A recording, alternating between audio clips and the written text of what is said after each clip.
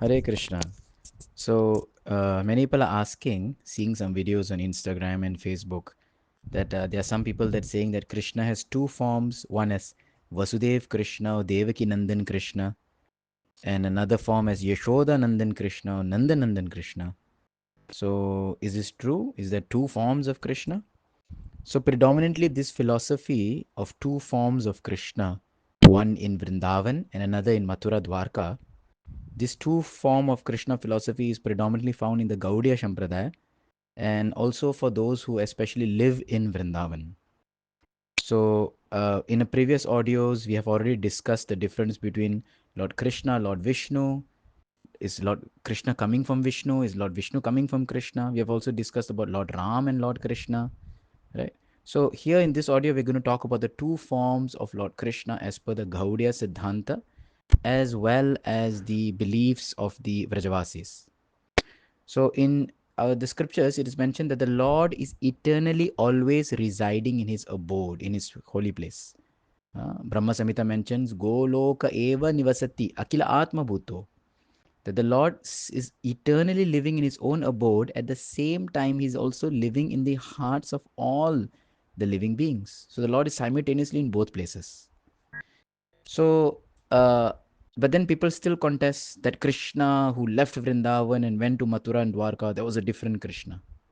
So, why is this? We will see.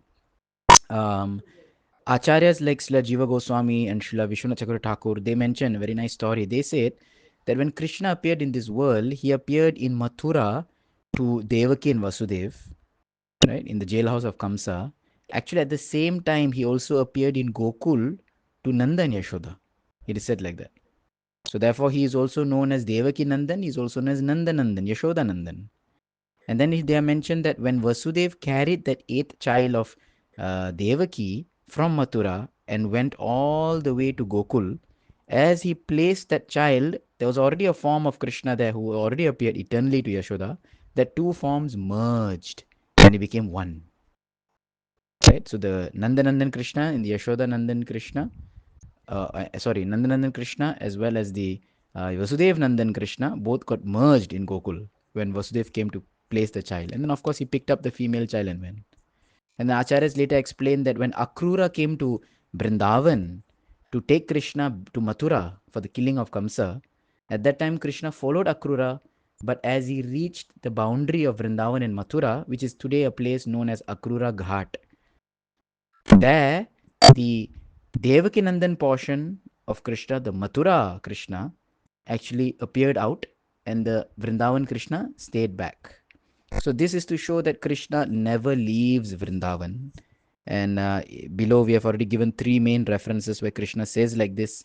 One is from our own Laghu-bhagavatdmrta, where Krishna is said that Yadu-kumara Krsna, that Vasudeva Krishna is different from the Nandan Krishna. Second, Krishna himself says, Vrindavanam parityajya naiva gacchami aham kvacit. I never even once step out of Vrindavan. I'm always sadha, sarvada. I'm always eternally staying here with Radharani. Third, the very famous line, Vrindavanam parityajya padam ekam na gacchanti.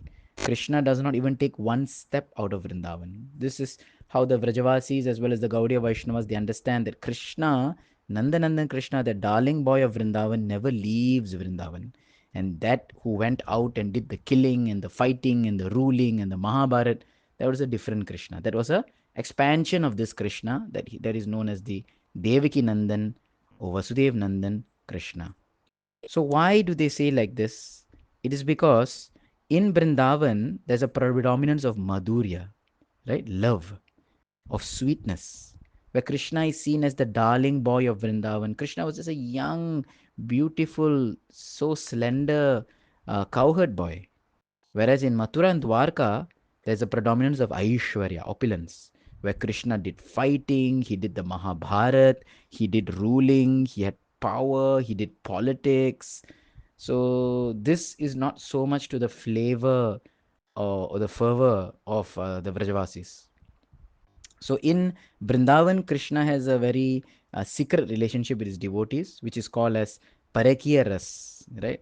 Krishna is not directly married to any of the gopis and he has to hide and try to somehow or other, to meet the gopis. And so that is very what's this? Very enchanting. Whereas in Dwarka, Krishna is the king. He has 16,100 wives. That is known as Swakiya Ras, where he enjoys his own. So like this, the acharyas they based on Krishna Leela, that of course both are perfection that we understand. Krishna in Vrindavan, Krishna in Mathura, Krishna in Dwarka, they are all perfection. But even within perfection, the Gaudiya Vaishnavas aspire, because Vrindavan is the most worshipable abode, and the gopis are the most worshipable personalities. So therefore, they say these differences. So for those who are following the Gaudiya Vaishnava Sampradaya, those who are following the Sampradayas that are found in Vrindavan, they will always glorify this Vrindavan mood, because that is our main focus. Aradhya Bhagavan Vrajesha Tanaya Tad Dhama Vrindavanam. That we are worshipping that beautiful Yashodanandan Krishna, as well as the abode of Vrindavan. That is for us is the main goal. So this is the reason why people say there are two Krishnas, Vrindavan Krishna and Dwarka Krishna. Ultimately, there's only one Supreme Lord, but the rasas and the emotions and the fervors and the flavor and the bhav, that is seen in difference. Hare Krishna.